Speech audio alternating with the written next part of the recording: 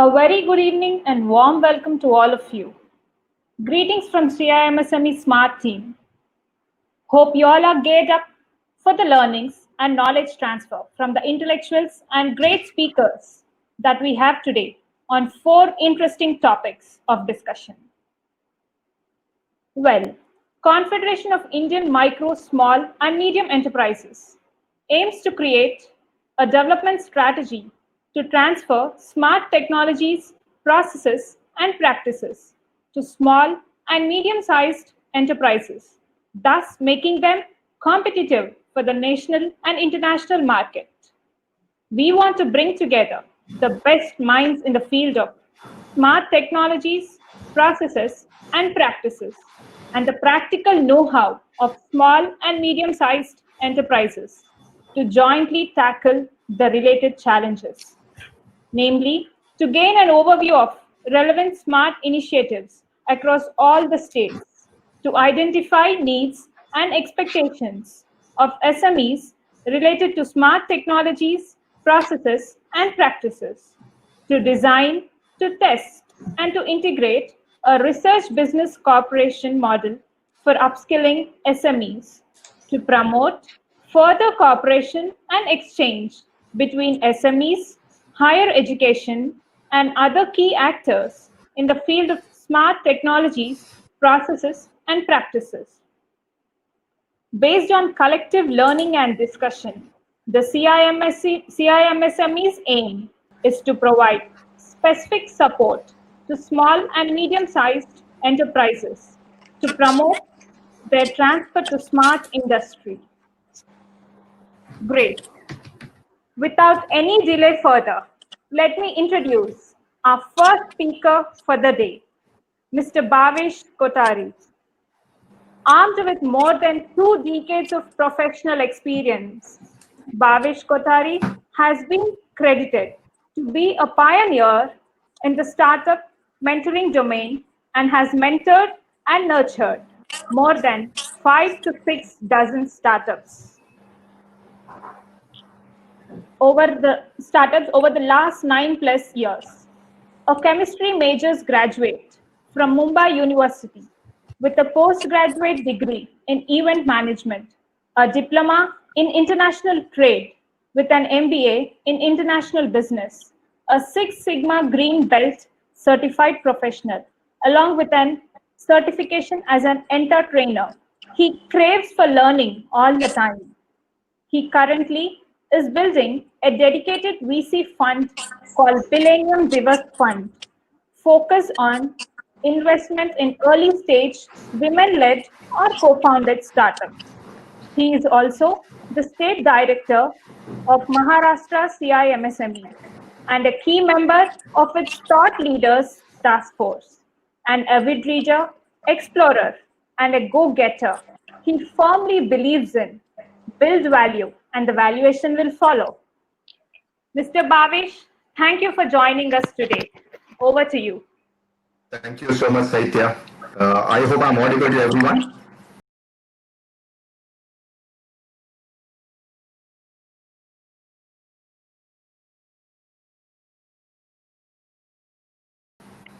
Yes, you're audible. Fantastic. So a very warm good evening to everyone. Namaste. Thank you so much, CMSME, Santosh, my team from Maharashtra, to support me and invite me to be a part of this fabulous, wonderful learning group, if I have to say that, which has been a great transformation over the past 4.5 years. From the time I have taken over as the state director for Maharashtra region, and have been able to build a wonderful team, which has been, a kick-ass team, if I have to say that, with great friends and industry colleagues. So thank you so much for this. What I'm going to do is, for the past 22 minutes, I am going to talk about one of the best and close to my heart topic, which is sales. I'm a hardcore sales guy since, I guess, I was in school, in fact. And since then, I have been a student of sales and strategies. And I am going to dwell on what are the key sales strategies for an entrepreneur to keep in mind, especially in turbulent times, be it pandemic or not. I think we have challenges as we come forward. So starting on this, the topic is going to be sales strategies for entrepreneurs, unleashing the potential in you. So as ma'am said, my name is Bhavish Kothari. I'm the co-founder and director for Millennium Divas, and I'm the state director for CIMSME Maharashtra region as well. I am also, the chief evangelist for a couple of initiatives that we have launched. Also on the mentor board of a few incubators in the country, and I have been managing SME World magazine as its, curator here in Mumbai.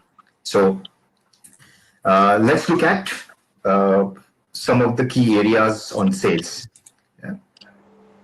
I'm sure this slide gives you a brief overview of where are we as business owners, right? So let's assume this picture. It says we are in a race, horse race. The horses depict businesses, and we as thought leaders depict jockeys, right? Now, with this turbulent times, we all are waiting for things to normalize. We all are waiting for things to settle down. But when we are waiting at this particular, start gate, there are a lot of thoughts and processes that, is going into our minds in terms of how am I going to run my business? How am I going to drive my business moving forward, right? So as the race starts, as the gun is fired, we all start jockeying our horses. And as we keep moving forward, we keep maneuvering strategies because the objective is to win the race, right? The same thing is with sales, right? The objective is to acquire customers and consumers and close the deal, right? But we have to keep in mind that there is no one strategy that works, right? So you have to keep maneuvering on this. So this is a small example. I thought, it's a good way to start in terms of how do we drive our businesses from a sales perspective, from a growth perspective as well. Right?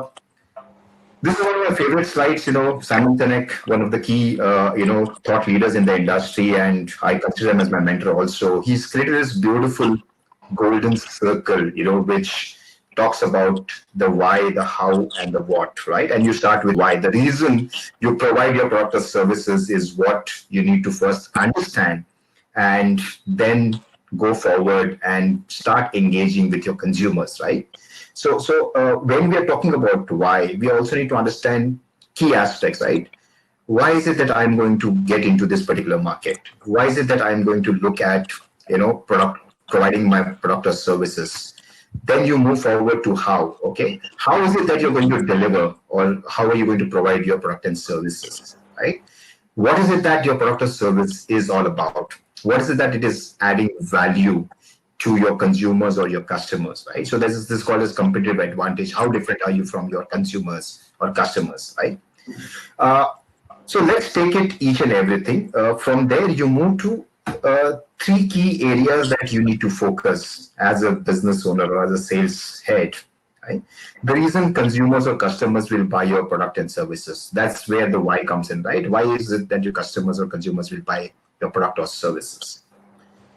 How will the consumer get ROI, return on investment? Okay, because there are, let's say, similar products or in the market as what you're providing, or similar services that you're providing. What is the return on investment a consumer will get, right? So this is the second question that you need to ask. What else will they gain, and how will they benefit out of it, right? So is there a value proposition that you are providing apart from your competitors or from the similar products which are available in the market, right? So these are some of the key basics that you need to start with when you are creating any sales strategy or any business sales strategy or go-to-market strategy for your business or for your new product launch or for your current product launches as well. Right? One of the beautiful aspects of any sales, right, is this wonderful principle called the 80-20 rule. I'm sure everyone would have heard of this, right? This is a Pareto principle, right? So it says 80% of your sales, the business comes from 20% of your consumers or customers, right? The top 20 consumers contribute to 80% of your revenue or sales. Okay, so these are the two key areas. Let's look at how it is divided into kind of a matrix. Okay, so 20% promotional driving sales, and the remaining 80% comprises of inspiration, personal interest, education, and information. Right. So if you see the area that you need to focus on is how well do you know your product or services. That's number one. So, okay, so when it comes to even yourself or your teams, right, this is the first key area that you need to focus in terms of educating your own teams. Do you really know your company's product or services? What are the additional or other product or services which are available in the market? Okay, how are they different, or how are your product or services different from the competitive market? Is it the price point? Is it the value proposition? Is it adding additional benefits? Are they saving costs? Are they saving time? Is it helping in operational excellence, reducing the time gap, so on and so forth, right? So you need to know by heart the kind of products or services your company provides. Okay. The second most important is, do you believe in what you're selling? I think as a sales professional, it is very important to have that firm belief that my product is super. Okay. And this belief will only come provided you know your product and services, provided you know your competitive product and services, provided you know how consumers are engaging and interacting and buying, and the kind of value that they are benefiting from this. Okay. The third most important part is, are you also educating your consumers or customers? It is very important, okay, to educate. Why is it that this particular product or services that you are providing is going to help them achieve what they want to achieve? How is it different from the market? Again, as I said, right? The last most important part is, have you qualified if they're the decision makers? Okay, because many times what happens is, we as sales professionals tend to talk to consumers and customers without even understanding whether they are the right people who are going to sign the check. Okay, so very important, are they the decision makers or are they influencers in this particular sales process? Okay, these are the four key areas that I think as a sales professional or as a business owner you need to keep in mind. Look at the kind of change that has happened, over the past 6 months or a year from the consumer perspective. Okay, look at post-pandemic or not, customer or consumer behaviors and needs are changing. Okay, understanding them and addressing them is very important, and this is not only now; it keeps changing as things move. So a classic example I'll tell you is, I'm sure you would have seen, way back, I would say 5-6 years or maybe 6-7 years, we had this BlackBerry mobile phones, right? And they were really handy because businesses had moved from desktop emailing to mobile emailing, right? So there was there was engagement that was happening. Also look at how today transformation of information and data has been happening. So initially, if you look at maybe 5-10 years ago, you had to send an email with an attachment into it if you had to send it to someone. If you look at another 5 years behind, you had to fax them, right? There was FaxMite, right? Today, what has happened is, if you have to share a document, right, you just need to put it on a WhatsApp and it goes boom, right? You don't need to email it across to them. Right? Though, obviously email is more of a professional approach, but look at the kind of transaction change or transformation that has happened, over the past 5-10 years, right? The way we are consuming data, the information has drastically changed, right? So it's the same way consumer behaviors also have changed, right? The second point is, empower your teams to solve failures through market testing. I think it's more important to understand that the more they achieve results would be through a lot of learnings from the failures that they get, right? So you need to do test markets in small buckets, okay? Build sales warriors, okay, not sales professionals or not sales executives is what I firmly believe. You need to build sales warriors who can adapt to any situation and respond faster to changing consumer needs, okay? Keep your eyes and ears open at all time. Okay, as sales cycles will lengthen, because of the consumer behavior, the change in the consumer buyer spaces, it is going to change. So you need to keep a very close eye and an open ear to the market. Most important is do not fear the loss of sale. Many times sales professionals actually lose because they actually lose, they actually are not confident. They fear, oh, okay, if I say this, I might lose the sale. Okay.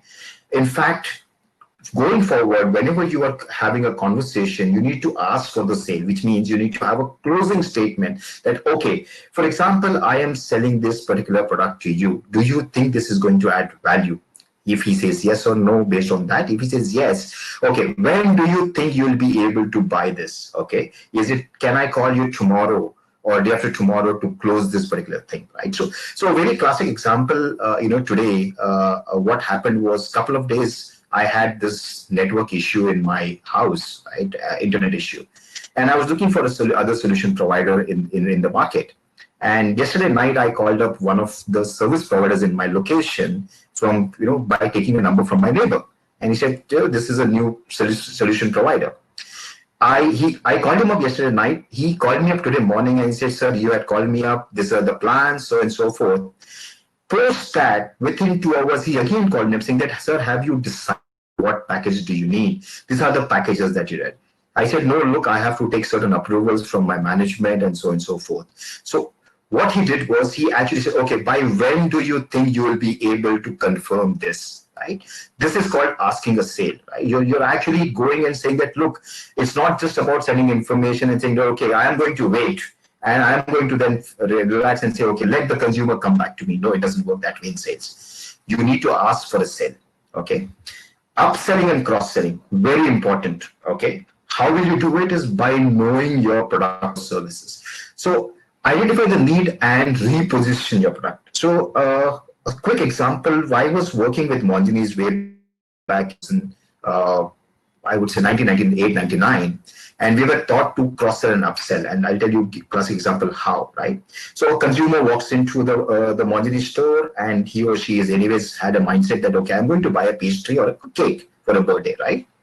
So you then start asking, saying that, hey, look, is this for a birthday or for an anniversary? Okay, so that's the first question we as the sales guys asked. The second question we asked is, okay, how many visitors or how many guests are you going to have? Right? So that's the second question we were supposed to be asking. So based on that, we used to recommend them. So for example, if the customer says, okay, we'll have around 5-10 people. So we'll say, okay, half a kg cake is good. Okay. But if they say, okay, I'm going to have 15-20 people joining in, close friends and relatives are joining us for this celebration. So then we recommend them, okay, why don't you buy a 1 kg or a 1.5 kg? Because, it's a celebration and you can't just give them a very small piece. Love to relish the cake also because they would be in that celebration mode. So you should give them the proportionate way. And what if someone else, what if there's a kid and if he asks more, what are you going to do that, right? So this is how you're going to upsell, okay? By the customer came in for a half a kg and you have been able to sell him 1 kg or 1.5 kg. That's how you understand and reposition about it, right? The second aspect is cross-selling. So for example, the guy comes in and says, okay, I need a cake. Oh, it's a birthday. Okay, would you need a candle? Wonderful. That's cross-selling. Would you need a paper plate? Okay, that's another cross-selling. Would you need a wafer? Would you need some confetti? Would you need some balloons?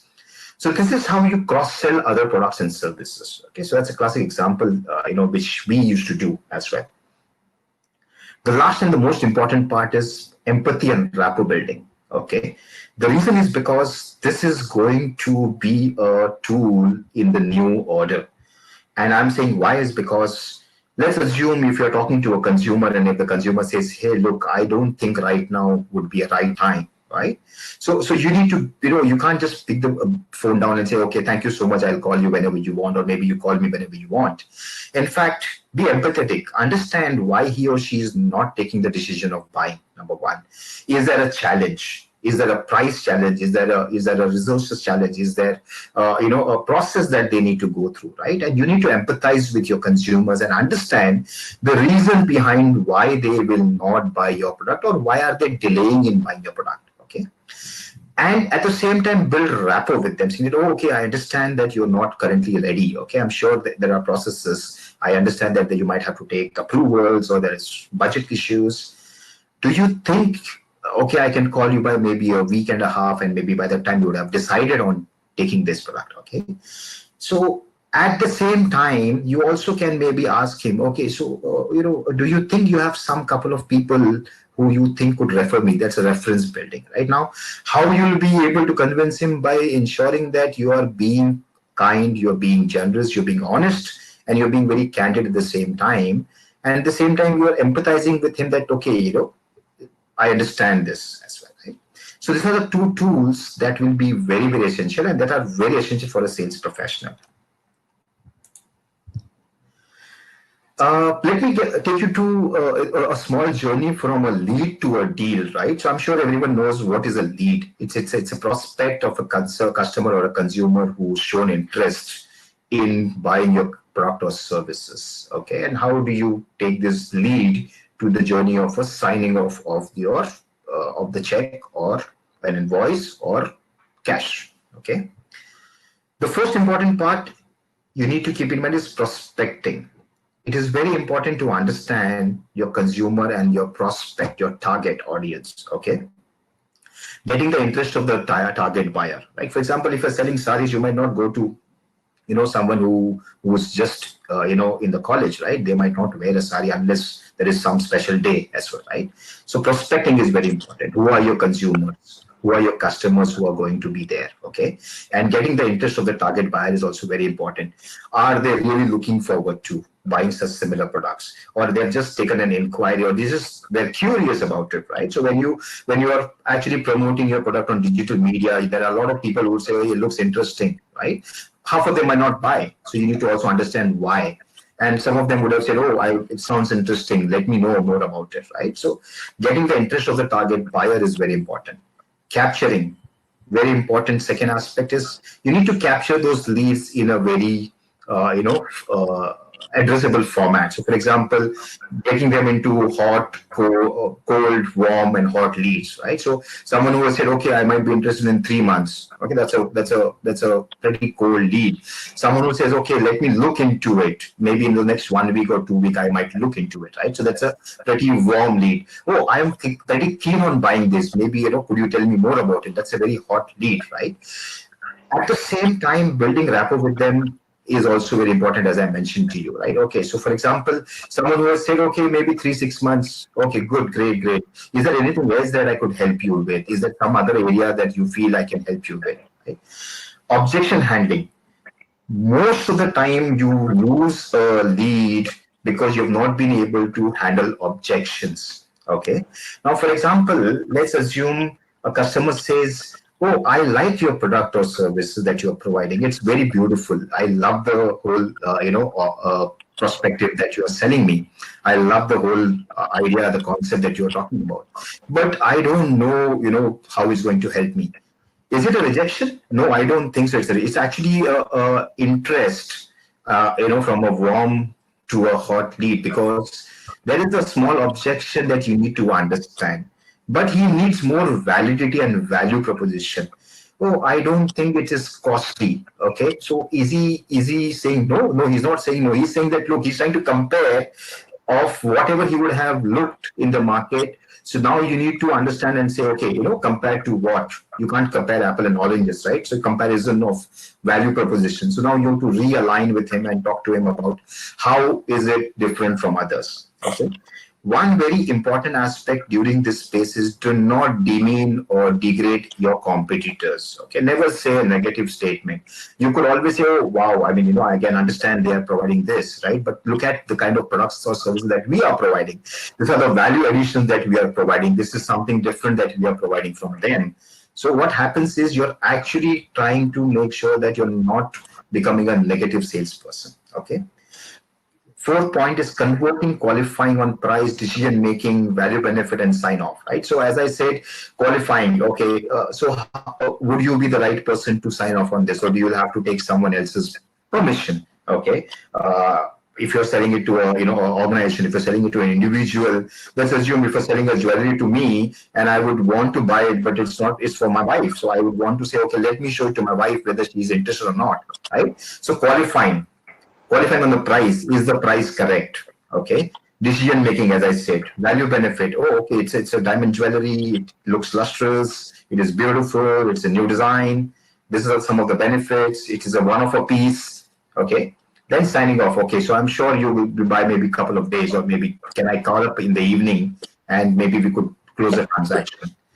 Retention is the most important part after you have sold the product.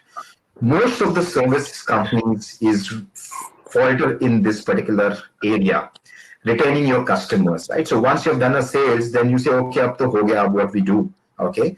Repeat customers.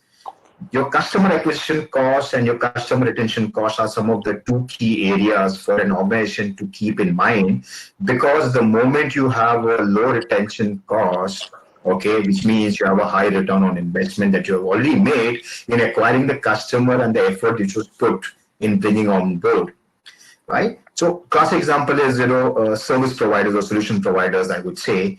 What happens is once the sale is done, okay, especially in the white goods segment, a lot of challenges happen after sales. That's where the whole game starts, right? For example, mobile internet connections, right? After sales service is very, very important. Otherwise, you will have a disappointed customer, right? Expanding relationships. I'm sure you might have been receiving calls saying that, oh, sir, we have an offer. We already have a SIM card with us. We are offering a free SIM card for your family, right? So you're expanding the relationship as well, right? So understanding about the family. I was actually consulting a startup, during the pandemic itself, and they were into the wedding spaces. Okay, this was early March, April, and the lady came to me and said, "Sir, I have this problem now. Obviously because of the lockdown, there is going to be a very challenging space. I'm not sure whether the weddings will happen in the next 3-6 months. But I have this huge customer base that I have been serving. Now I want to understand how do I engage with them now, so at least when the normality opens up, we can look at engaging with them." So I said, look at your strategies of how you have acquired the customers and what are you doing. Okay. Maybe dig out databases of your customers that you have served for the last 5 years. Identify if the family has a birthday or an anniversary which is coming up.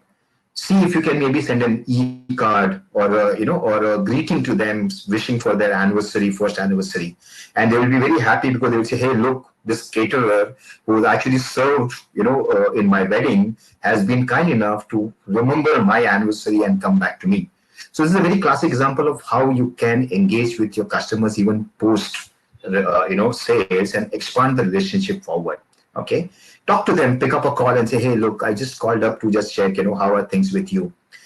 What I actually have done is over the past 3-4 months during the lockdown, I actually picked up calls with a lot of my customers and a lot of my friends, and it was a no agenda call just to keep a check, on how things happening. And this has really helped me in building my relationships with those, consumers who become great friends. Right? So awareness, interest, decision, and action are the key 4 pointers that you need to keep in mind as a sales professional. I've just picked up this quick statistics, okay, from the internet, thanks to Google Baba. It says 75% of surveyed executives that are willing to make an appointment or attend an event based on a cold call or email alone. Okay, only 33% of the sales reps' time is spent actively selling. Okay, another shocking fact. Email is 40 times more effective at getting new customers than Facebook and Twitter combined. Okay, that's wonderful. 92% of all the customers' interactions happen on the phone, because that's the best way to engage with your customers. This is where you are able to get feedbacks. This is where you're able to get buying signals. This is where you're able to understand what their requirements are. Okay. 91% of the customers say they would give referrals, but only 11% of the sales reps ask for them. Imagine, okay? Look at the kind of opportunity loss, right? If you don't ask, you don't get. That's one of the mantras of sales you need to keep in mind. 92% of the salespeople give up after 4 no's, but 80% of prospects say no 4 times before they say yes. Okay, so it says never give up. I remember a small incident way back in 1998 or 7. No, I think it was 2007 or 8, where I was the vice president of a company called Wealth Tree Advisors. I was chasing one of the banks, one of the premium banks in the country, okay? And I kept knocking at the door for almost like 6 months. And my director told me, Bhavish, I think you're wasting your time. I don't know whether this will convert. Approximately after 6 months, I left that company. The company which I was working was able to close a very important deal that we were chasing. So my director one fine day calls me up and says, Bhavish, I think your efforts have come fruitful, though it has come late, and you're not a part of the organization. But I should thank you for this. Because of your persistence and because of your belief that this will happen, we have been able to close this particular company, close this particular bank for a huge deal that we were chasing for. So he asked me, why did you believe in this? I said, the only reason I believed is because I knew there is an opportunity and I knew they will come back. It was just a process challenge that was hindering, and there was some challenge internally from the management perspective, and I knew it will come forward. So that's very important to understand, that you don't give up. Okay, so very key area. The new journey. Okay, so another quick small example I'll give. We were doing this Startup Investors Summit in 2017, and we were trying to figure out where do we find organizations or companies participating in the summit. And one of the team members actually reached out to us and said, "Sir, can we go and try Tinder?" So we said, "Hey, Tinder, why? Tinder is a dating site, right? It's a matchmaking site. How are you going to get there?" Trust me, we got 17 participants for that particular summit from Tinder, and we were very shocked. How we did it is a very different story altogether. But you should never fail to try new avenues and opportunities, is what I wanted to highlight on this, right? Digital revolution. We are in a frame of a digital revolution, so you need to be able to use digital revolution in the best possible way. Master the art of digital selling. We were doing this summit from 24th to 26th of July called the Women Millionaires Summit, where we had around 600 plus participants. And trust me, we did not even make a single call for people to participate. The complete 600 participation was purely digital activity and engagement. Okay, so you need to understand where your consumers are and behavior, right? So this small meme that has been going in the market, who led the digital transformation of your company? Was it a CEO or a CIO or COVID, right? So COVID has helped us go virtual. They have helped us go digital. Today, we are engaging on this platform via Webinar Jam, thanks to CIMSME for putting this together, right? And we have been able to learn a lot every day. I'm sure we all are at least engaged with 4 to 5 webinars, right? So cold calling and video conferencing is the next generation.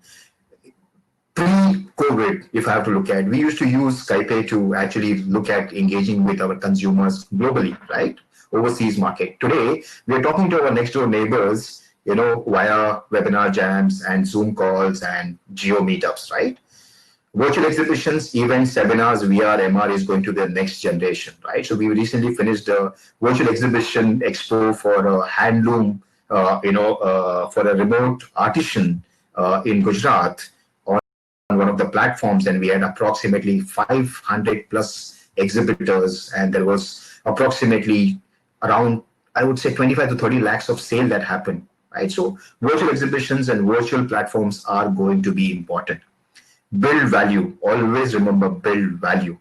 Okay. The usual way of you all think is, let us discover what opportunities are coming up, right?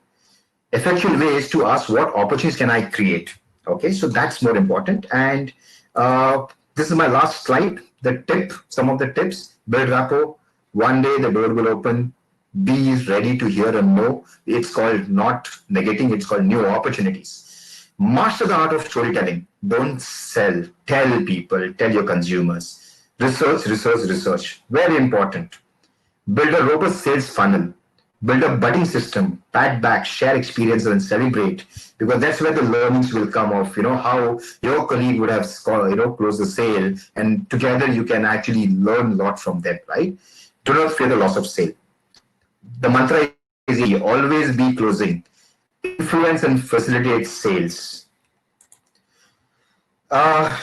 This is a small, quick, joke which I picked up. A confident salesperson. Sergi, you please stock the materials and sell. Corona cannot do anything in India.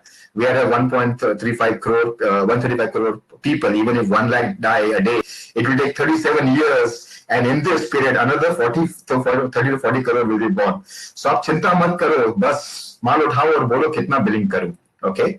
So that's what is a salesperson. Something about us. I'll move forward. We are a platform to encourage and nurture women entrepreneurs via Billion Divas. We are putting a fund together to encourage and nurture more women in entrepreneurship. Thank you so much. As I say always, focus on value and the valuation will follow. Last but not the least, an entrepreneur should always be inquisitive. Okay, with that, I'm open for questions. Yeah, Bhavesh, that was a brilliant presentation, and thanks for sharing your learnings with us. Thank you so much. Yeah, in the interest of time, we have only one. We are asking only one question to you. We'll take the others offline. Absolutely. Yeah. One question from a member here. In 80-20 rule, if we are not able to reach or connect with the decision maker, because many a times it is not possible to identify the decision maker, what is the other way out? Okay, so there are two ways out actually. One is to understand who your target audience is. Let's say, for example, if you are selling a B2B product, okay, business to business, and the CEO is the decision maker, okay, in terms of implementing those product or services that you are selling, but the CFO is the signing authority, okay. So in this, what you do is, instead of talking to one, you should talk to both of them. Okay, talk to the CEO in terms of the value proposition your service or your product will be able to solve, and talk to the CFO in terms of the price it will be able to save and the cost it will be able to add, or I would say the profit it will be able to add in terms of shortening the process for your organization, right? So what you're doing is you're actually talking to a couple of stakeholders, right? Secondly is when you're trying to understand who is a decision maker, right? Now, a decision maker is someone who either signs off on the project, who has the signs off on the bill that you're going to raise or the invoice, who is going to implement the strategy within the organization, right? So there are multiple stakeholders in this. So who you should be talking to, I think you should be talking to all the three at one point of time, okay? As I gave a small example, right? So if you look at a lot of products, okay, which are actually focused towards women, shockingly or surprisingly, if you look at the, the market survey, the buyers are not women, but they are the men, in fact, right? So you have to be able to identify, like, for example, a diamond ring. I'm sure a woman, is going to wear the diamond ring, but who is going to buy, right? The man is going to buy. So you will have to be able to understand who your target audience is in the first place. Okay, that's one. So identify your decision makers in the first place. Okay, but things are changing now. Yeah, things are changing. Yes. So as I said, right, you will have to do a research on certain areas of your business, and based on that, you will be able to identify who are your decision makers. Right? Yes. Thank you so much for your insightful knowledge, and it will really help all the entrepreneurs out there. Absolutely.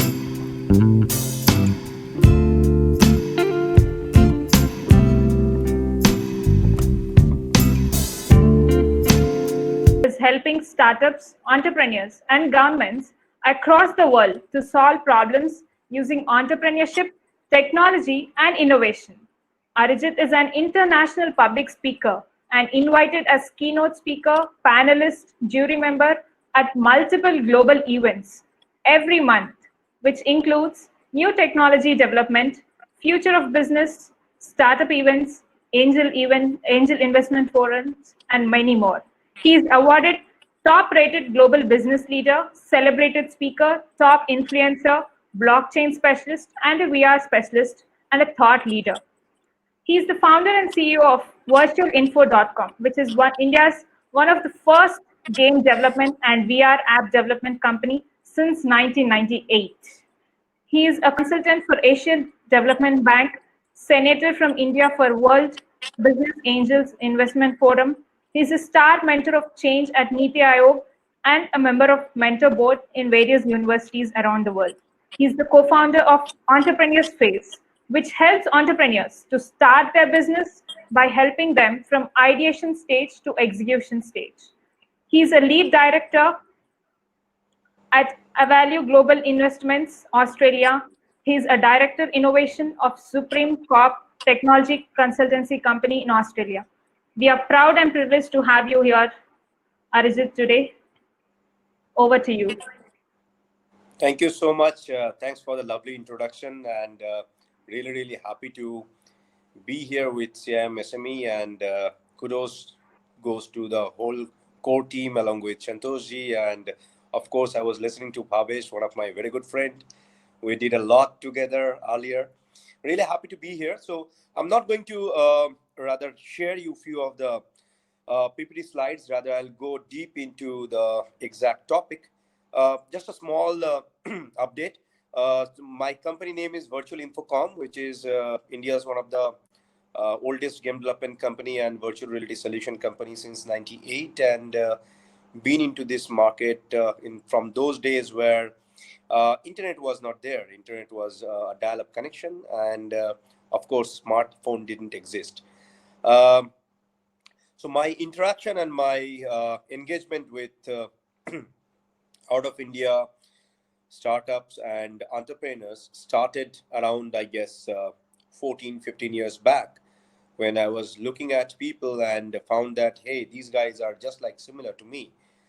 I started from the scratch, and this guy also started as a scratch. So why don't we understand each other? And if anything I can do for them, let's go with that. So I'll go with a few of the examples. For the sake of time, I'll try to finish it within 20 to 25 minutes, and I'll open the floor for question and answer. I hope that will be fine. So my first example would start from my own motherland, Bharat. Of course, I was actually mentoring few of the guys from MSME department in West Bengal. And one of the ladies, she was listening to me very carefully in one of the event. And all of a sudden gave me a call. Sir, I want to meet you. I want to come to your office. I'm a very small businesswoman. I don't know how to do scale up. Don't understand how to bring proper value proposition. I'm a class 8 standard pass out lady, and can't speak in English properly. Don't understand finance. Could you please help me? So my policy is I usually test people a lot. Like I usually give 1 month time to anyone who is coming for any kind of proper mentorship or guidance. Mentorship for me is a proper hand holding. I usually don't speak, rather I am a executioner. So what I did, I actually asked her, okay, fine, you can meet me in my office. Come with all your queries that you have. She came with one of our uncle. We had a discussion. She said that, sir, you know what? I am doing a very basic dry flower manufacturing, and I don't have employees. Me and my mother both are doing the work, trying to sell it in various different places, not at all making money, trying to survive. How to do, what to do. So I asked her, okay, fine, this is your business. What I'm going to do, I'm going to give you 2 different tasks. If you can do that, I'll be more than happy and keen to take you forward. Please remember, these people, they don't have any idea about trade license. They don't have any idea about company formation. So with those notes, she came back, gave me a call after 2 to 3 days, told me, sir, I don't know how to do stuff. You give me a task. I need to create one dry flower based umbrella, and I need to create a fashionable garment with dry flowers. I don't have any clue, sir. Please help me. I said, okay, do one thing. This is the number of one of the fashion designer I know. You can go, you can talk to the gentleman, you can understand the process, how to do dresses, and give me a feedback. So she tried to call him up, got some appointment, was in touch with me, always used to send me text. After 1.5 months, she came back with full-fledged 2 different products. One is a fashionable garment with dry flowers on it, and second one is an umbrella. On the top of that umbrella, it's actually totally made out of fashionable umbrella kind of stuff with beautiful structure. So I told her, you know what I'm going to do? I'm going to connect you with few of the people from out of India. You are going to do export. She said, sir, what's export? I don't have any kind of idea. I said, hold on. Let me do your proper company formation. Let me bring out one import-export license for you. And then you will understand the process slowly, what to do and how to do. So it was an engagement process, about 3 to 4 months process. We got it done. We did the registration. We got all the import-export license. And I connected her to few of the buyers from Greece. You know, in Greece, there is a beautiful structure. If you are a traveler, if you go there, the tendency is they usually used to buy umbrella. They used to throw it away as a traveler once they are going back, because the climate all of a sudden changes every time. And for them, it's like approximately $5 to $8 maximum for per umbrella basis. What we did, we had a talk with few of the houses over there, told them, hey, we are going to give you few bit of umbrellas which you can adopt. You can sell it to the same cost that you're selling. I'm really sorry about my voice. You can actually sell it over there with exact $8. That will be your selling price. We're not changing your selling price. Instead of that, we are giving you a different offer. Why don't you tell your buyers, if you give back the umbrella to us, we'll buy it back with 50% reduction cost. So what happened, eventually, they actually sold those umbrellas for $4, each and every one. And for her, it became an advantage. She started exporting. She started getting a lot of huge number of orders. And slowly, from 0 employee strength with a time span of 2.5 years, she got around 80 employee strength for her umbrella business. Now, what happened to that dress?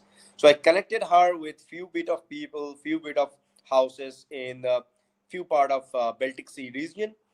She got few of the orders about fashionable dresses. Intentionally, what we did, we never ever wanted these dresses to become a normal common commodity. We made it in such a way so that it becomes a luxurious product. So the cost for her is like approximately over here in India, approximately 3,000 to 4,000 rupees max as a manufacturing cost. And the same thing she's exporting with a cost of approximately 20,000 to 21,000 rupees per piece basis. Just think about the kind of profit that she started making. Now she's doing really massive business, over 300 plus employee strength, shifted from her village to the city area, doing reasonably well in her life. The example I wanted to give you, because anything can be done if you have right kind of connection, if you have right kind of network, if your sales process is proper, your pricing strategy is excellent, things can be done. I'll move to the next example of one of the Finnish business person.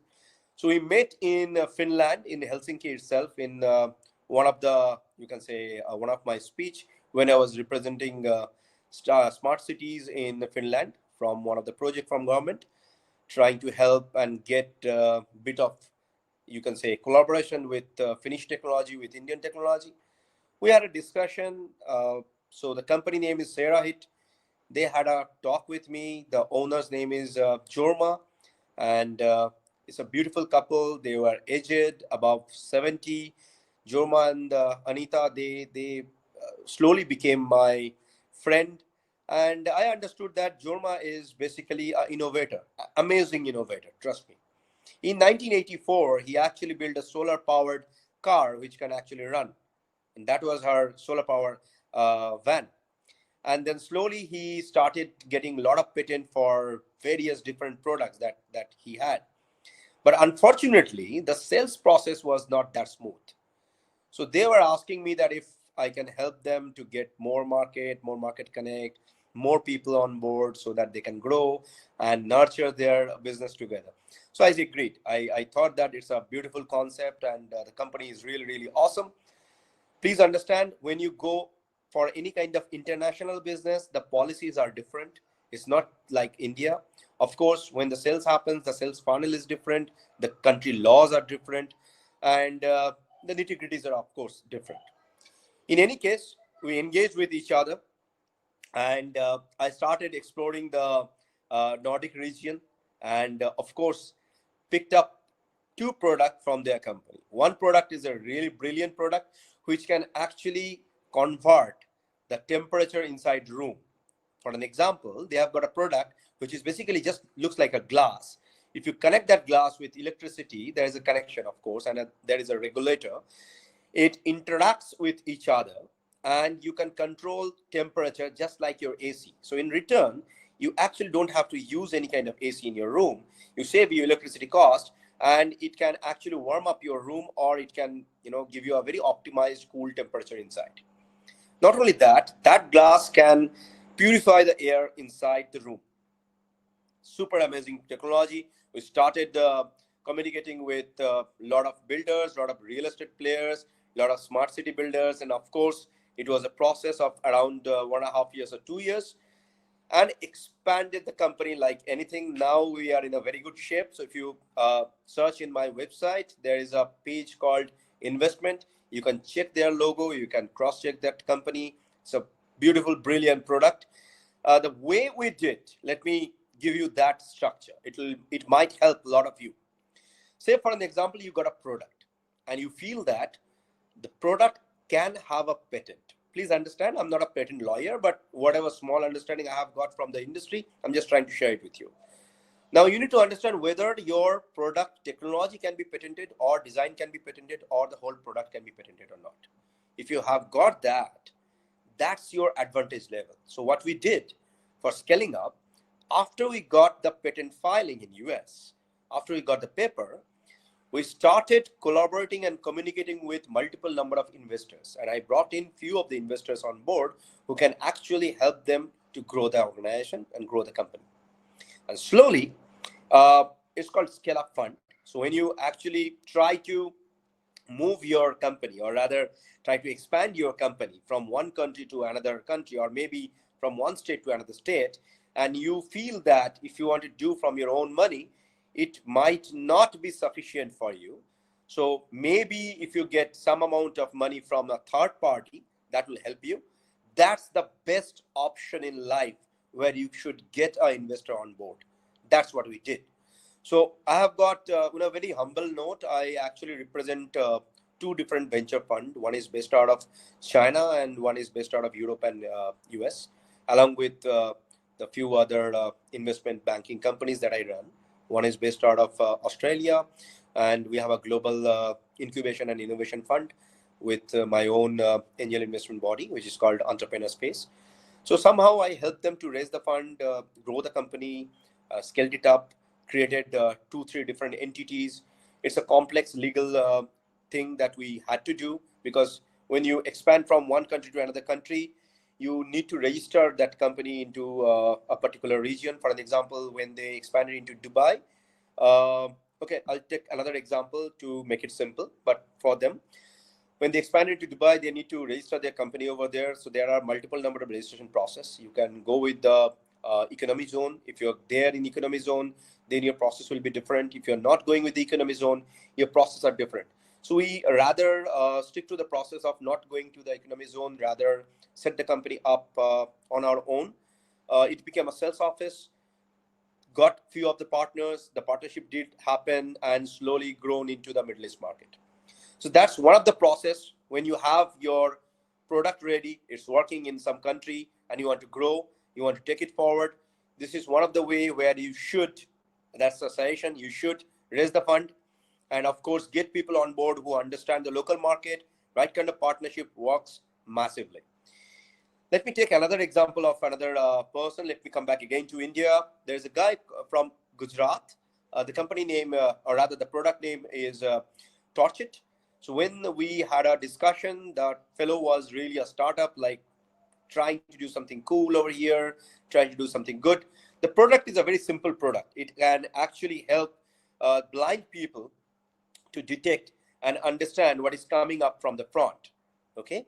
Now, with that product, that fellow was trying hard to market their product in India, was trying to collaborate with Indian NGOs. couldn't do a lot. So what I did, I had a talk with Honey. I had a understanding with the whole team, understood their process, how they're trying to do such kind of stuff. So I rather acted as a proper, you can say, invisible angel. Initially, I connected him with a few of the African buyers where he can actually do good amount of deals. Again, let me repeat my words. It's all about network and the kind of network that you have. That's your net worth. So whatever small network I had, I gave it to that sweet gentleman. And of course, slowly he started getting orders from Africa, made some money. And I thought that this is the right time I should promote this fellow into some global platform. So what I did last year, I nominated that fellow as one of the keynote speaker in one of the Middle East based event, which was actually a 8 countries combination in a particular decent place. I actually nominated around 5 different people from 5 different countries. He was one of them who was representing India from innovation sector. Got a lot of traction from people, and slowly he grown massively. I mean, go and cross check that fellow is doing massive work. Now, coming back to the story, coming back to the actual fact, how and why and what. How we did it, of course, it is basically the way networking happens and understanding your product pipeline. When you're dealing something with a very specific kind of target audience, you need to understand if you have got a product which is basically for visually disabled people, the buyers may not be the visually disabled people. It may be their parents, their well-wishers, sometimes the NGOs who are trying to help them out. So of course, you need to understand your price proposition. What is your price proposition? They were not doing very good in India because they were too early for the market actually. So they couldn't actually make people understand why their pricing is really, really high from others. What is their advantage? So instead of India, please remember, if you have got some amount of business, trust me, if you want to trust me, there is a market for your product. You need to find out that market. It may happen in life that your business is not fit for a particular state. It may happen. It doesn't matter. Don't feel that you are too early for market or your business is not working. Try to understand where your product can be fit. Try to understand what is your price margin and where is your consumer base. How to market your product. Marketing a product, doing sales are both different aspects. When you start marketing, you need to understand your sales process should always support your marketing process. Your pricing margin should be such that you should have one pricing for your bulk, one pricing for your individual sales. And that shouldn't be huge gap. It should have a nominal decent gap so that people can understand, come back, and then give you an inquiry. When you get a lead, the best possible option to convert that lead into a consumer is the communication. How you are doing the communication. Usually people take a lot of time on email, sending large amount of mails, large amount of PDF documents, data, etc., etc. I usually prefer a very simple 2-pager for your organization. What you do? What's your price? Do you have any kind of certification? Do you got any kind of offer for me? Is the product fit for the 20% of the market or 10% of the market? And what is the discount that I'm getting? If you get these few points in 2-pager along with your company presentation, that's more than enough for initial communication process. The next process usually happens when you get people on board who understand the value proposition signing method. So for any deal that you're going to do, if it is national, international, domestic, state-wise, locally, try to do a very basic meeting procedure. That meeting procedure is with the key people from the companies. Usually for sales funnel, try to get people on board who understands how to find the key person from the sales team. Usually sales team consists of your marketing head, CFO. These are the guys who are decision makers. Get them on board, and of course things can be done in a very decent and smooth way. Let me give you another example. I was actually giving a lot of example of non-technical stuff. Let me come back to the technology part. Um, Let me talk about a very simple product, which rather a very simple example that we did. Um, Few years back, I think around 3 years back, we had a discussion with Shaktiman, Mr. Mukesh Khanna, and how to promote and how to do amazing, super cool characterization for Shaktiman character. So let me give you a small brief about Virtual Infocom. So we actually take real life actor and actress, convert them into real 3D characters, and create a game title out of it. We have got more than enough superhero characters from across the world, been doing it for so long years, working with multiple number of publishers. So let me give you that example how we made it popular globally. Shaktiman used to be a very popular, decent TV series once upon a time, and I was really a damn good fan of Shaktiman character and how it has been created. So I approached Mr. Khanna. See, he agreed that he said, okay, fine, I can become a character, but nowadays I can't actually, fight, and I'm old now. How you are going to make me younger? Like around 20 years back, I used to look different. So it was a challenge for us, but somehow we did the whole process. We converted Mr. Khanna himself into a super cool superhero character, exactly just like Shaktiman. Created the first game from most probably India's first superhero character, and then slowly published the character, made it popular Asia-wise. I'm not sure whether you know it or not. So in Asia, China and Taiwan and Hong Kong, Japan, these are the areas. Korea, these are the areas wherein gaming is one of the most popular phenomenon. Of course, in virtual reality, extended reality, these are the coming up stuff. So we did everything possible, made it published like anything, made the character popular in theme parks, amusement parks, and he got enormous number of inquiries coming towards him that Shaktiman came again in the market in a complete boom. So the example that I gave you is creating a decent product wherein we had to invest around 8 months of our time, employee strength, money to make the character popular. You know what happened? That fellow became really happy. And why I'm sharing you this storyline, why I'm sharing a normal example of Indian superhero into the platform wherein you are most probably listening to me and thinking that why this is one of the example over here. The reason is sometimes in life, you shouldn't work only for money. It's not about how much money you're making, it's about how much value you're giving back. You know what happened? In a parallel process of this character, we actually adopted 5 different villages, wherein these village people were really poor, who started making amulets and dresses and related superhero costumes and toys and soft toys. And we started selling it using our own network. So as a player, if you're playing that game in Asia, not in India, it's not yet there. The culture is not there. I'm really sorry.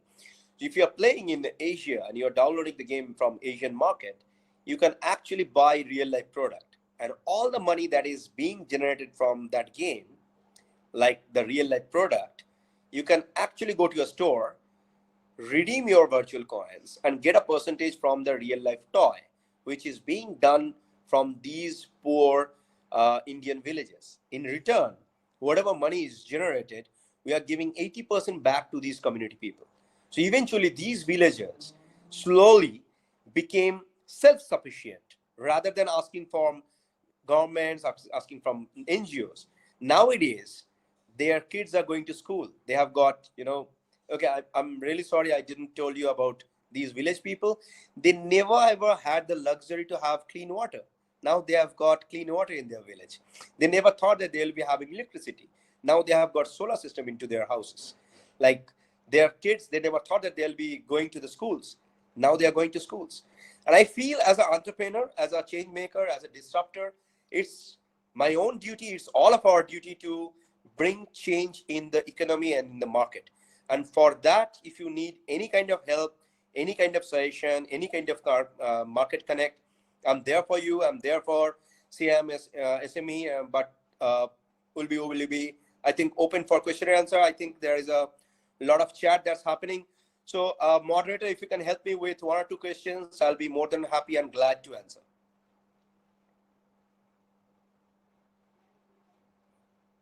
I can't hear you. I Okay. can't hear you. Yes. Can you hear me now? Yeah, please. Yes. It was really, really interesting listening to you. You seem to be an encyclopedia of experiences. Thank you. One question we have in the interest of time. In the context of doing business globally, what are the three important qualities that an entrepreneur should have, according to you? First of all, listening power. Second is, it's funny, but if you can understand any other foreign language apart from English, that is going to give you a lot of advantage. For an example, if you are trying to do business in Russia, I'm sorry, for the interest of time, I actually skipped a lot of example. Let me give you another example in a short timing, if I'm allowed. So there was a huge demand for organic tea from Russia, and there was a person who is known to me from the Russian Federation, and he represent the, you can say, the seller's point of view over there. So together we decided that we'll be taking a lot of organic tea from India. So I started hunting for these people who can actually produce organic tea and they can export to Russia itself. We found a couple of them, started talking with them. Deal was not happening because somehow maximum number of Russian people don't speak in English, and these Indians, they don't understand how to, speak Russian. So I had to act as a interpreter in between so that the deal should happen. That happened. But as a suggestion, honestly speaking, if you really want to grow, please try to understand the basic of that particular language wherever you are expanding. It can be Middle East, it can be Russia, it can be maybe some Asian country. If it is Chinese, it's not very hard. I mean, try to understand basic things so that you can communicate. Third most important point, understanding the international law. International law doesn't work the way we Indians used to think. Your product pipeline and your product certification is one of the most key factor that is going to give you access to some third party country. The fourth important point, when you try to create any kind of exportable item, please understand multiple countries do have multiple different kind of value proposition process. If your product, say it's a aroma centric product, I'm just giving it off example. I don't know about all of your business. If it is you're maybe manufacturing some kind of cream for your face, and you say that my product is eligible for export, and I'm doing it in maybe in Dubai, and I want an access in Russia. Okay, fine, agreed. You're doing export in Dubai. You want to access in Russia, but please understand the packaging that you have done for India, which doesn't show the product inside, is not going to work out of India. For any kind of international market, if you have any kind of tangible product, your packaging should show at least 60 to 65% of the product which is there inside. So your product packaging must have a transparency level. For example, if you have a packet like this, say for example, I'm having this coffee cup. So your cup should have at least transparency level over this so that I can see the coffee inside. Otherwise, as a buyer, I don't know what is there inside. It is only written outside. This is something 100% sugar free, great coffee, maybe some, with black aroma into it, but I don't understand, right? So on an international standard, your packaging should get minimum 60 to 65% transparency level, number one. Number two, your certification process. Number three, the most vital point, the expiry date. Usually we Indians, we play a lot on expiry dates. Please don't do that. There will be a testing process on your product. So if your expiry date is for, say for example, is being expired within 1 year, try to do it within 8 months. The quality testing will happen again in a third party country. So they usually prefer 6 to 8 months long exportable product so that they can put that into their country because they are going to sell it again. Yes. So there are a few tips. And the fifth point, which will be my last point, I'm really sorry. These are long answer. So the fifth point is actually when you try to do any kind of business, get some partner on board into a third-party country. That helps a lot. They understand the local market. They are local people. It's just like finding your best bride or groom, but there is no other alternative to grow. That's one of the best options. Nice. I think you covered many doubts in one question.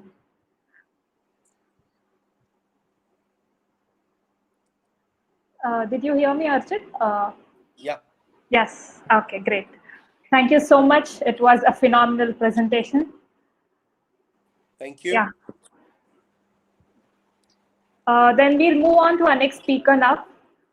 And luckily, I've introduced him earlier.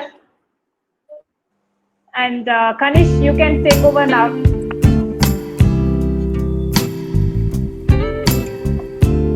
Hello, Sahitya. Can you please open my presentation? Yes, yes.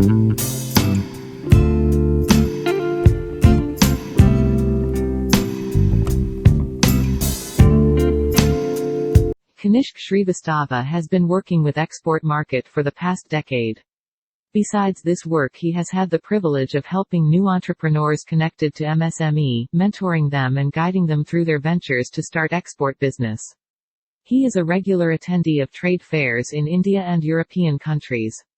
With a postgraduate degree of MBA in international business and keen interest in intellectual property rights, Kanishk started his career in export industry, and since then he gained 12+ years of experience in export and import market across the world.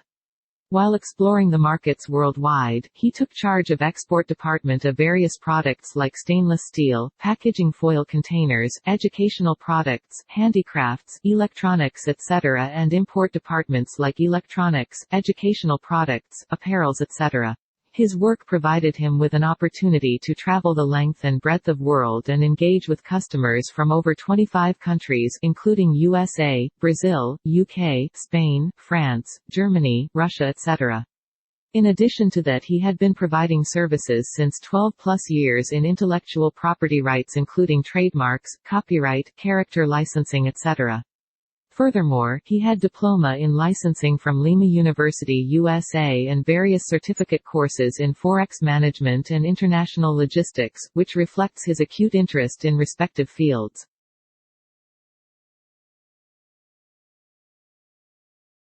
Were amazing, and I would like to say you both have started like Master Blaster and ended like Captain Cool Dhoni. Sahitya, my presentation is not. I'm not able to see my presentation. Really? Yeah. Can others see the presentation? Because I've already started presenting it.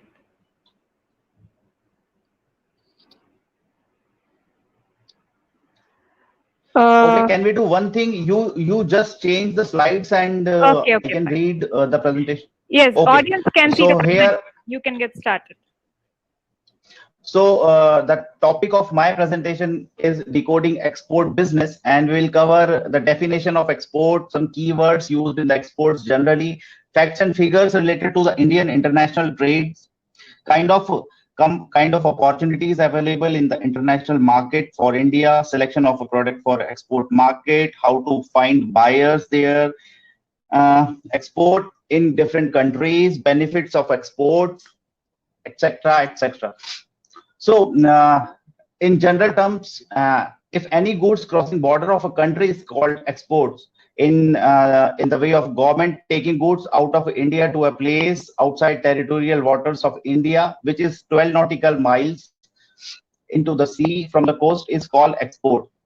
Some facts and figures are India exports approximately 7,500 commodities to about 190 countries, and imports around 6,000 commodities from 140 countries. As per the recent Government of India survey, Maharashtra, Gujarat, Karnataka, Tamil Nadu, Telangana accounted for 70% of the total Indian export. And India is the 7th position in a list of countries by foreign exchange reserves. Next slide. Top 10 commodities which India exports are mineral and fuels, gems, machinery, vehicles, vehicles parts, organic chemicals, pharmaceuticals, electrical machinery, iron, steel, and cotton, clothing. India's largest trading partners are China, United States, UAE, Saudi Arabia, Switzerland, Germany, Hong Kong, Indonesia, and Malaysia. So some general keywords which we use in international business are importer, exporter, banks, insurance company, freight forwarders, those companies who take care of your custom clearance and your logistics services, CHA, custom house agent, shipping company, custom port authorities, international intermodal trade transport providers. Next slide. Yes.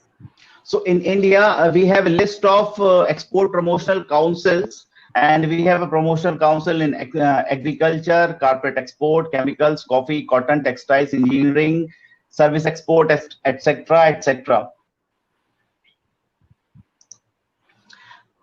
Benefits of export promotional councils are being part of a worldwide network, assistance in exportation, get exposure to other market, available of government incentives. So the main slide is opportunities in the export market. Yeah, you can become an import export sourcing agent. See, I had a chance to work with Target, with Amazon USA, with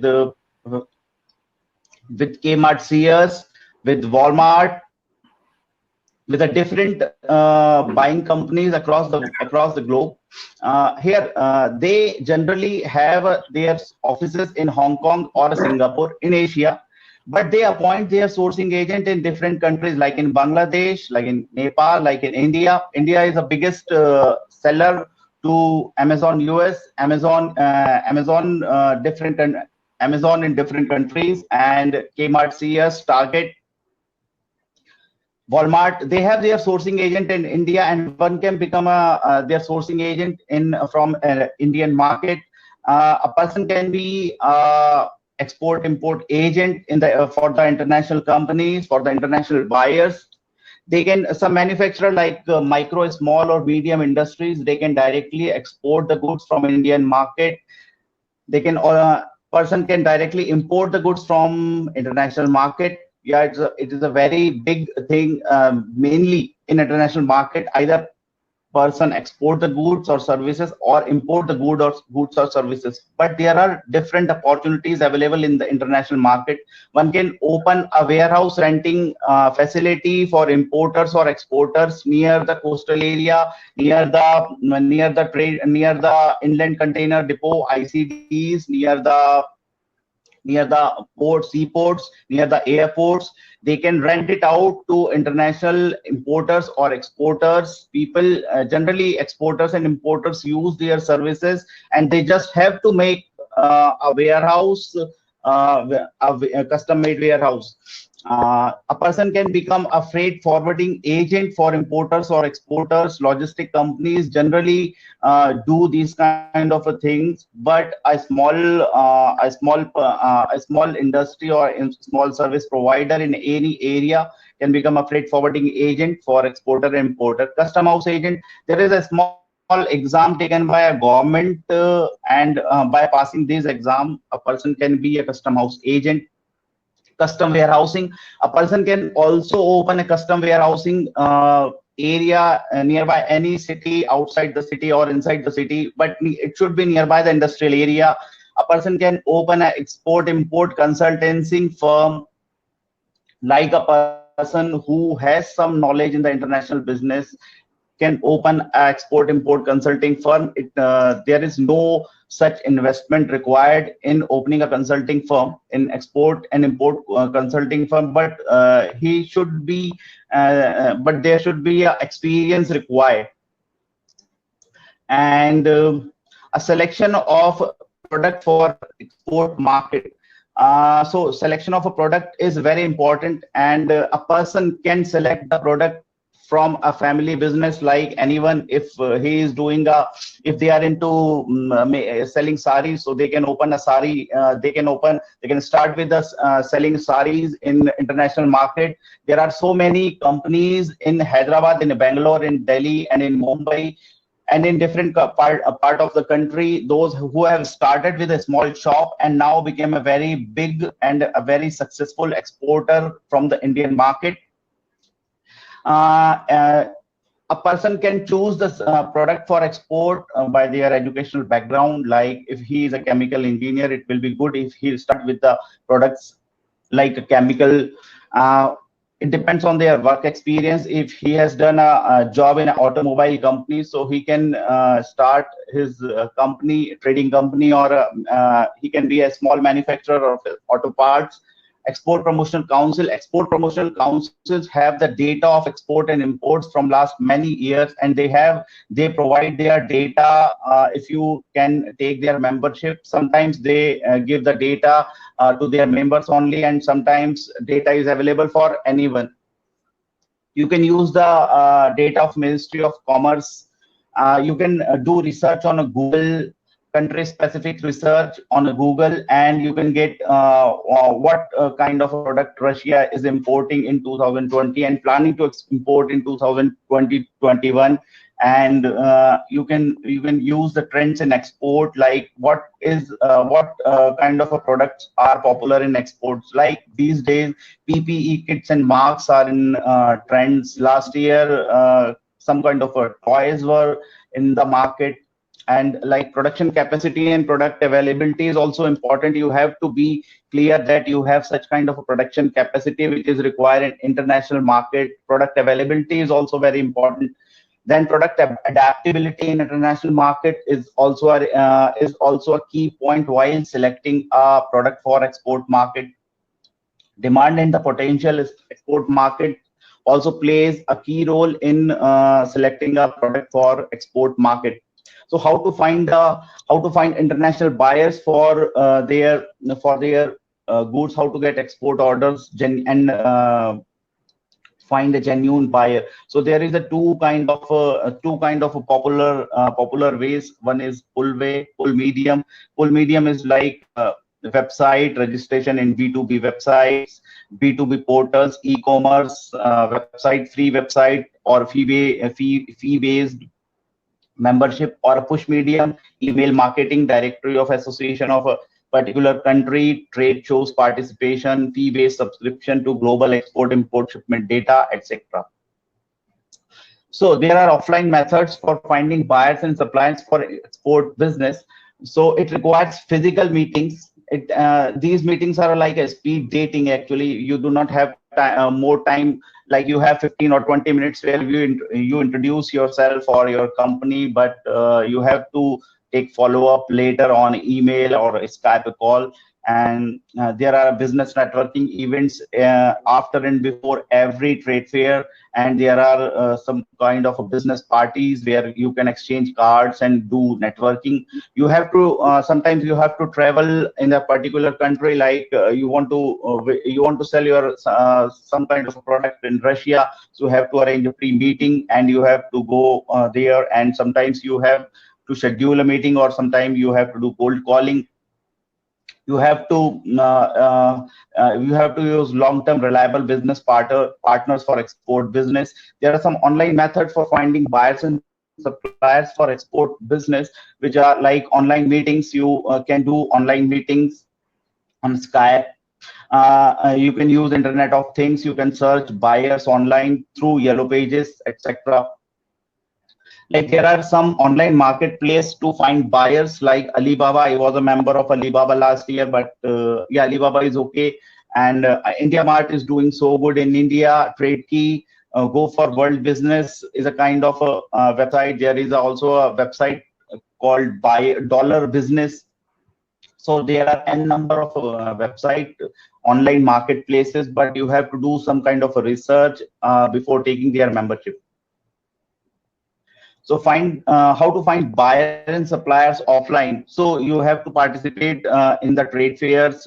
Look, you can participate as a visitor. When you participate as a visitor, you have to go to the exhibit booth and do speed meetings, create connections. You, after 3 or 4 days event, you have to collect around 300 or 400 visiting cards. Apart from that, after that, once you take follow up from them, I think you will get only 10 to 12 good buyers or good inquiries, and after that, once you taking follow up from them, you will get only one or two good buyers.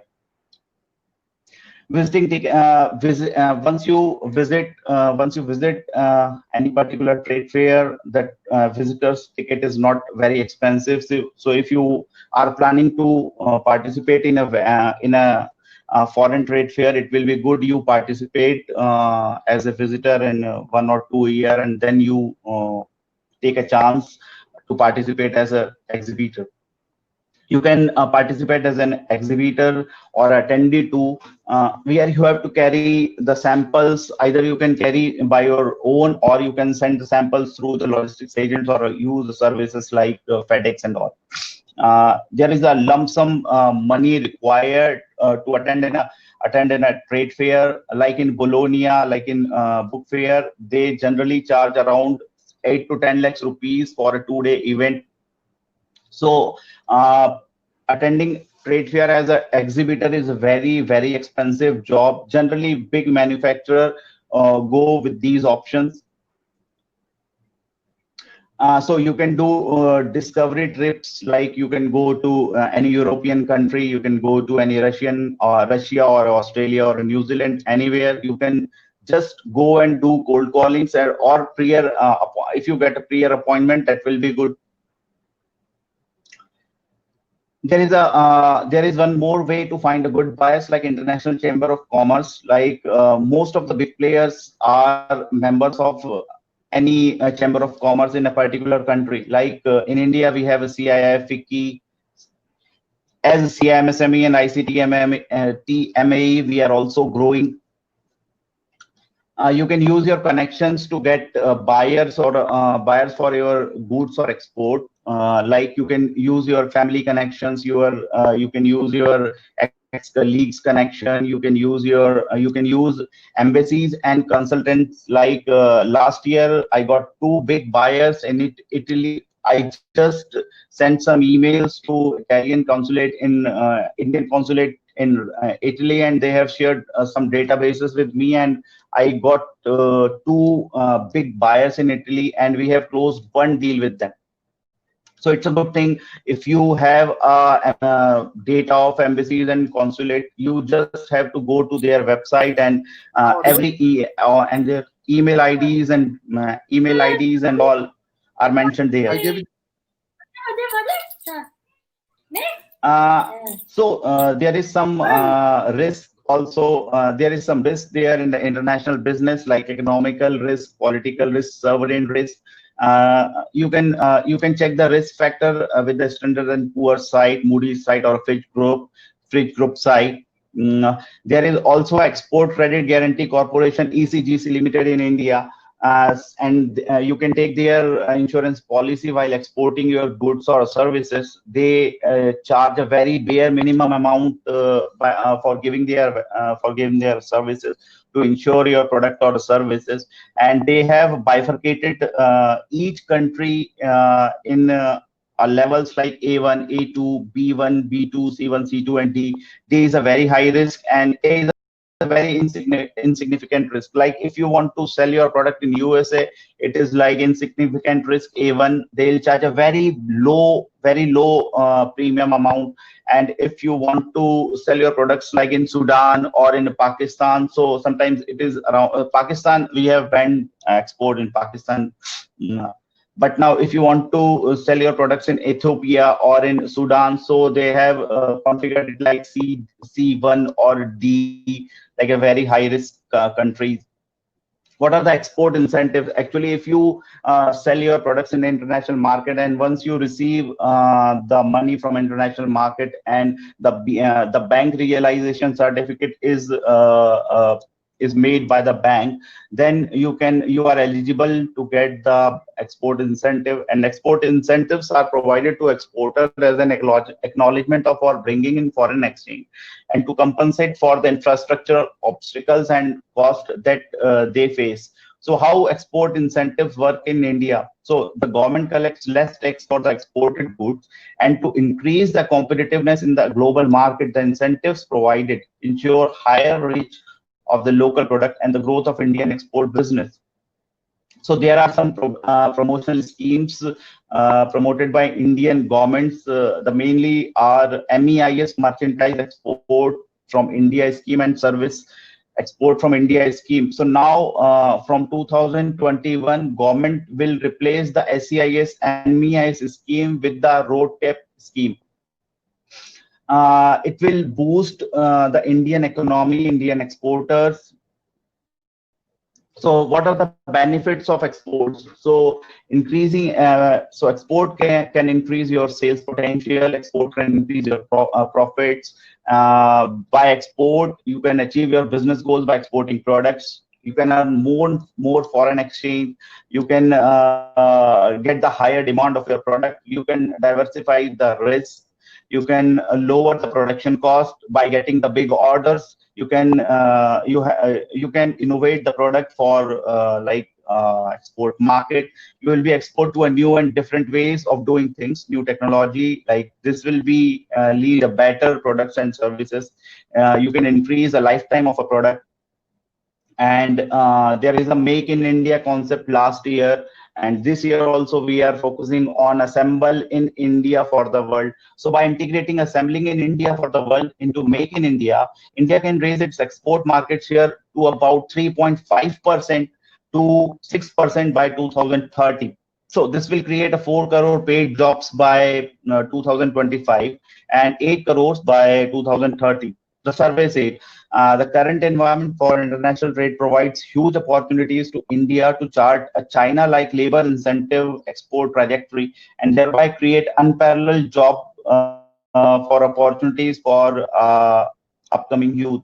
So citing example of China, it said that importing components and assembling them in China for the world, the neighboring country has created jobs at an unprecedented scale. And it said India, while India takes 60 to 68 and 80 to 88 hours in a border and documentary compliance for export, our export clearance process is too slow actually.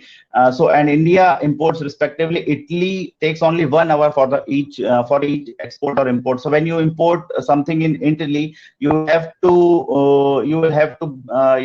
to pay a lesser fee, and you will have to spend only 1 hour by import clearance. And in India we have to wait for around 2 to 3 days by export or import clearance. So as no other country can match China in the abundance of its labor, we must grab the space getting vacated in labor incentive sectors. Thank you. Here is my email ID and my mobile number. If you have any query with related to export and import, please call me. I'll be happy to guide you or to suggest you whatever your query is. Thank you.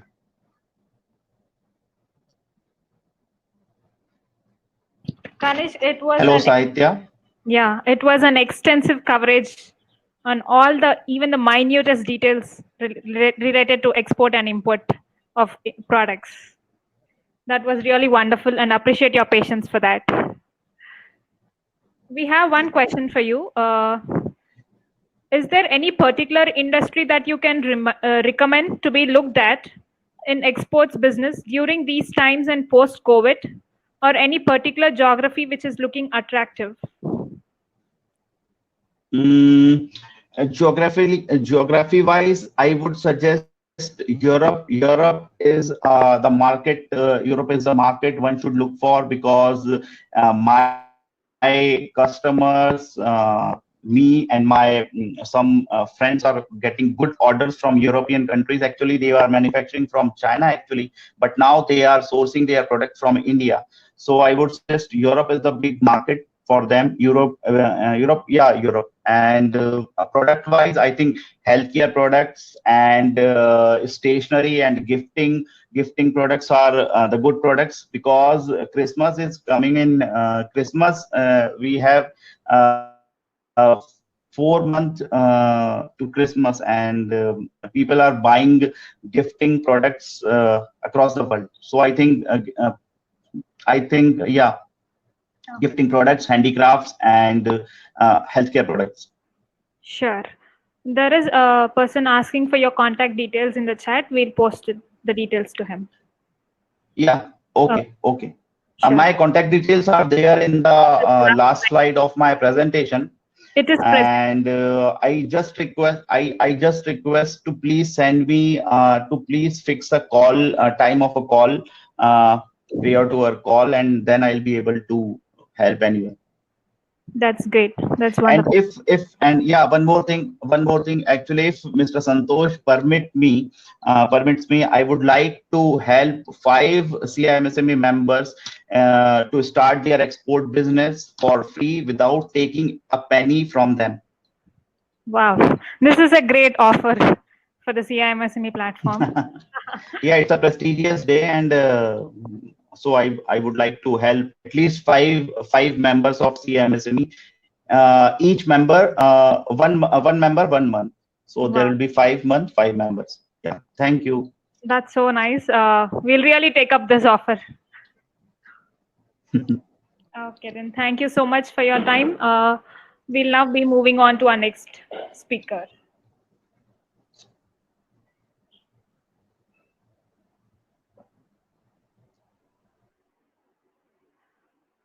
Now we have Mr. Ankur Goel with us. With over 10 years of diversified experience in the field of business, startup advisory, and investment banking, Ankur Goel started his career with merchant banking, where he worked on corporate debt restructuring matters, corporate finance, and pre-IPO advisory for a government undertaking of Gujarat. He is professionally a chartered accountant and a company secretary. Post completion of chartered accountancy, he assisted 2 MNCs, healthcare and infrastructure, in strategy and financial controlling aspects. Then he entered back into investment banking, where he headed the valuation vertical of an investment bank and assisted independently over 100 SME companies in valuation advisory. Eventually, he joined a venture capital firm and managed startup investments up to pre-series A level. The VC firm invested in 3 startups from industries like logistics, food and beverages, and digital marketing. Post that, he served Wadhwani Foundation to set up and build Rajasthan startup ecosystem and built the robust relationships with startups, investors, and other stakeholders from the ecosystem. Further, he got aligned with the Rajasthan government and headed a niche program in Jaipur called Curate as external consultants to Rajasthan government, where he advised over 100 startups in making their business foundation and growth plans stronger.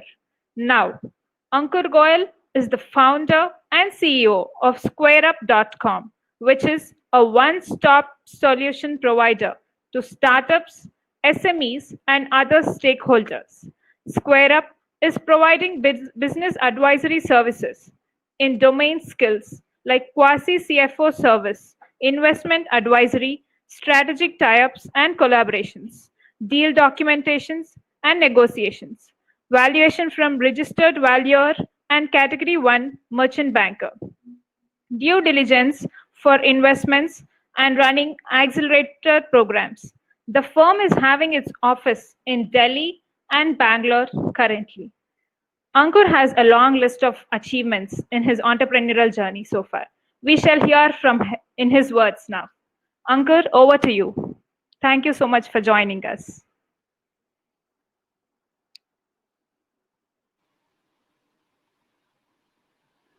Yeah, hi.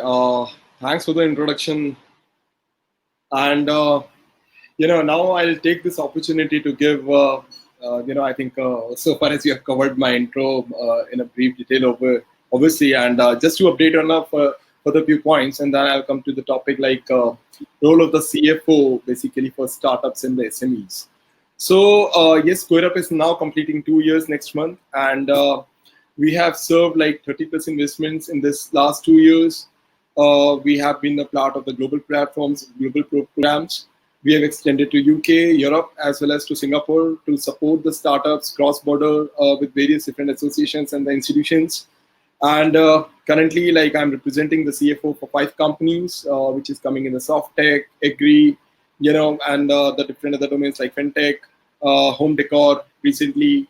So yeah, so I would like to come to a very niche topic without wasting much of the time now.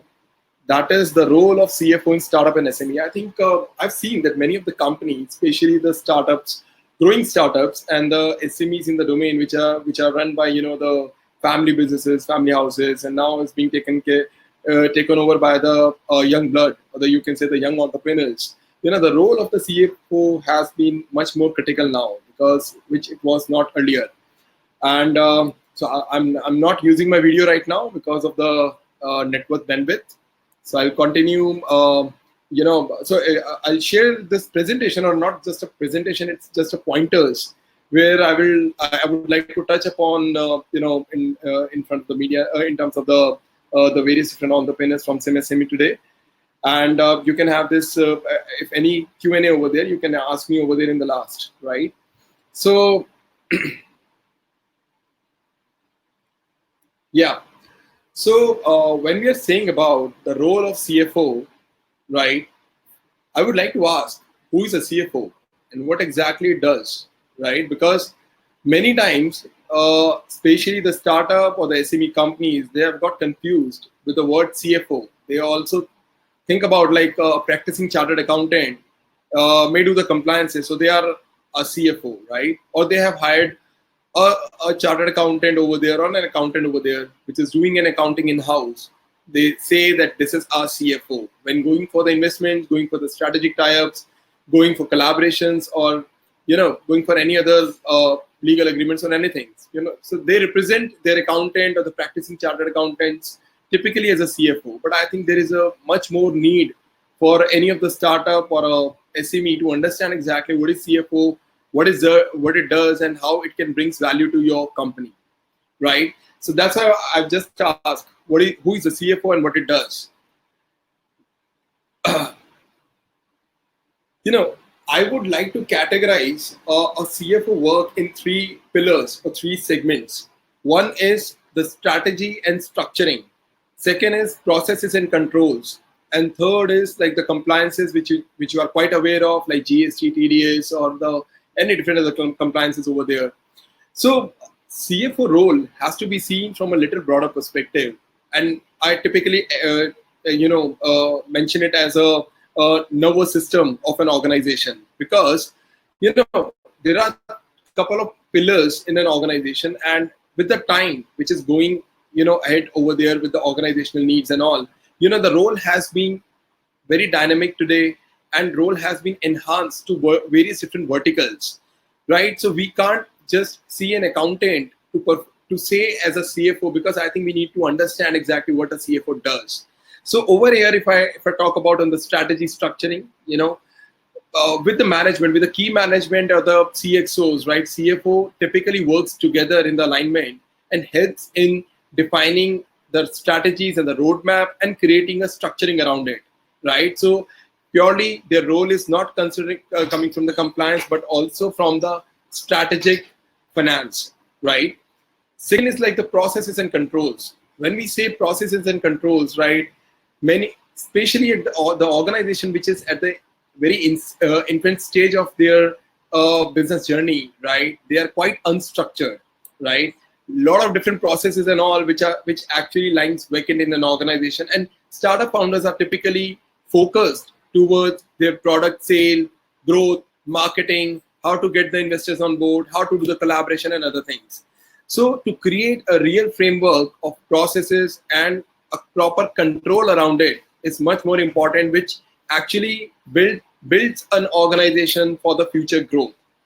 Third is like compliances. Everybody knows about the compliances, but CFO doesn't do it on its own. Although he ensures the regular compliances, he monitors the compliance of the various things, but overall he's performing a much larger role than what it is being expected, right? In the general common parlance, I would say. So he's a nervous system. of an organization where he's the key pillar, I would say, where the structuring, the processes, strategy, and compliances are being taken care of.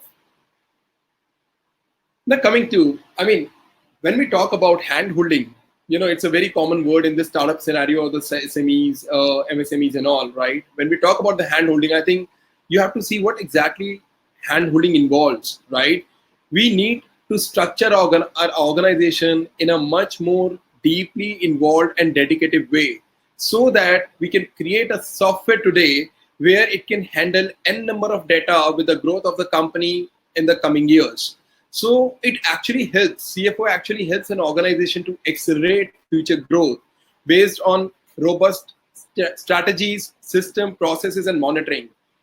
I actually excluded the monitoring part initially. However, I've just added it very, you can say, intentionally. Why?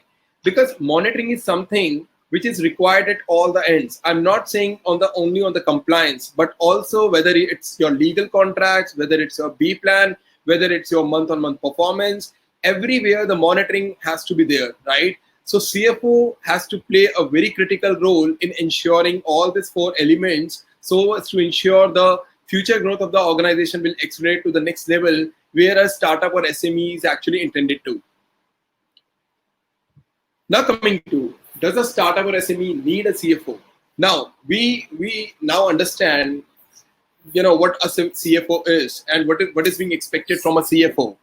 When we talk about a startup or a SME, as it is being defined by the industry or the investors, like they have some unique problem statement where they have a very disruptive solution, competitive solution in the market, and a disruptive business model and a team. However, very fundamentally, I would say they are quite unstructured, both in terms of processes, both in terms of, I would say, the structures. Obviously, they need the assistance in the strategy also, where they generally hire the external people, the industry experts. So they do need a CFO, right? They do need a CFO based on all the requirements of various different three pillars I mentioned about. However, what a CFO service does include. So I've given a very broader structure around it, like strategy structuring, processes, controls, and the compliances. However, when you talk about the scope of services, because of the short of time, I was quite involved in a couple of other deliverables. I've not been able to, make it a proper presentation where you can have everything in a noted way. So I'm just briefing out those pointers right now, and maybe you can connect me later on where I can give you a better briefing. So when we talk about the scope of services, right, they help an organization in creating the internal processes and integration between the systems, right? They create proper internal control. They help in the legal agreements, the financial aspects as well as the critical aspects where you do need an attention. They help in devising the cost structures. They help in devising the cost variance analysis for an organization, create an annual operating plan for the company based on various different budgets and all, right? Help you basically in the fundraising, whether it is from the banks, whether it is from the equity investors, or creating the, making you prepared for all this documentation, which generally, like, for example, we talk about B plan, we talk about the term sheets, we talk about, the SHA's evaluation and everything. So, and coming to the next line, coming to the next scope, that is to assist the organizations in the strategic tie-ups, the merger acquisitions, or maybe the evaluation of the right investments, the collaboration with the right stakeholders, evaluation of the customers, vendors. So across the verticals, right? That's how you can see it is more like a nervous system, which is there in all the areas and assisting somehow or other and creating those structuring processes and building the scenario over there. So that's typically the scope of a CFO, which is being expected from, especially in the organization, which is quite unstructured, like SMEs and the startup, I would say. Challenges. Now coming to the challenges, which definitely it's a very obvious challenge. Everybody say it's affordability, right? We are a startup. We are just running at a X, you can say the run rate and how to hire it, right? So typically if you say,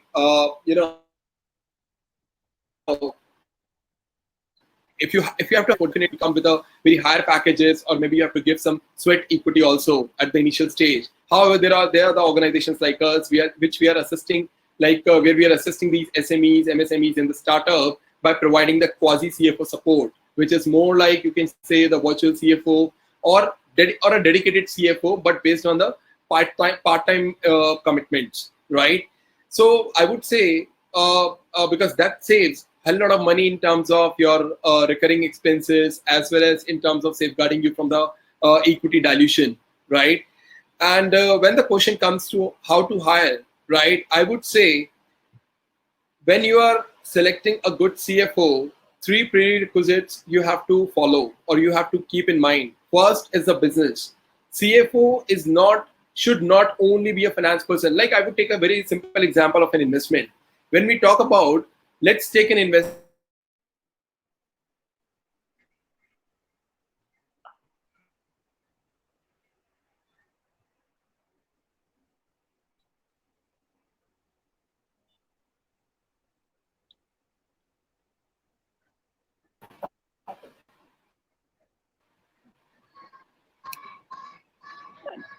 Seems like there is an issue with Ankur's audio. We are just Yeah, I'm audible. Yes, yes, Ankur, you're audible now. Please go ahead. I'm really sorry. There was some network issue. Yeah. Okay. So CFO, right? So there is a combination of the business, the person who is there with the innovations, who understand exactly what is happening in this innovative world, and third is the finance, because all these 3 comes as a prerequisite, I would say, in the today's environment and the today's scenario, because finance knowledge is one, but if you know the business, then accordingly you can bring the better structure, better processes, and the across the vertical thought process in the organization. And if you are aware of the innovations as a CFO, then you know exactly what is being happening in this innovative world in terms of startups, in terms of schemes, in terms of various different markets. So there, the right CFO can drive you to the next level. So here I would say welcome, not a thanks. Your journey starts from here. So if you're a startup SME, most welcome. We are happy to assist you and would like to be a part of your journey. So any questions, I would like to invite, you can just write it down, or maybe you can speak over here. Yeah, Ankur, it was a great presentation. Though we can't see you, we could see you from your words. Yeah, I think I'm visible. There is a network bandwidth issue over here, so it may break. I totally understand. So one thing, how do you think, to what extent do you think a startup can afford the services of a CFO? Or what is the budget they should be keeping aside to hire the services offered by a CFO? See, honestly, it depends on the size of the startup and the stage of startup typically, and what sort of, because in CFO, like I mentioned, there are a lot of different scope of services that is coming in, right? And in majority of the startup, all the scope of services are actually applied. So I would say, starting from a CA or a manager's salary, right, and plus and minus, say, some X percentages, it would be in a comfortable range to you. However, if it is a little bigger organization, if I talk about an SME which is running at a turnover of more than 5-10 CR and so again, it will be very cost effective if you see your total finance cost. So yeah, that is little customizable, that is little based on the various different subjectivities of an organization. But yes, it is much more affordable as compared to the industry hiring and all. Okay. Now in this digital era, the concept of virtual CFOs is coming up, right? So what are your thoughts on that? And what is that something the entrepreneur should have on mind when they are approaching a virtual CFO? Yeah, so, for example, today we are sitting in this COVID era, and luckily, in this last 5 months, we have actually increased our clients. So you can understand, that virtual CFO scenario is taking up shape. However, I'm very cautious on one particular point. Whenever you are going in talking a consultant or the person for the CFO, you have to be little cautious exactly what could be their engagement. especially in terms of hand holding, because that is much more important. It's not a work of just a mentor where you're sitting outside, you come up for some hours in a month's basis, and you provide the consultancy or the advisory services. There you have to involve with the organization, go little deep down with your team, with the processes, with the system, with the legal agreements, with your B plans, with your annual operating plans, monthly monitoring, strategic tie-ups, strategic frameworks, everything, right? So I think that's how the typical, and I would say a much more realistic meaning of hand holding, because it is not just a word like a fantasy which is going on in this startup ecosystem. You have to go on ground, work with the startup, build them to the next level, and then accordingly you can say you're a pillar to it. Yes. That was really great. I think moving on. हाँ बेटा खोल रहा हूँ अभी. Moving on, the entrepreneurs will be careful, and they will make sure that they include the role of CFO in Yeah, and in fact, just pre-COVID, just a news to share. One of our assisted startup where we were representing as a CFO, they have raised the $2 million USD.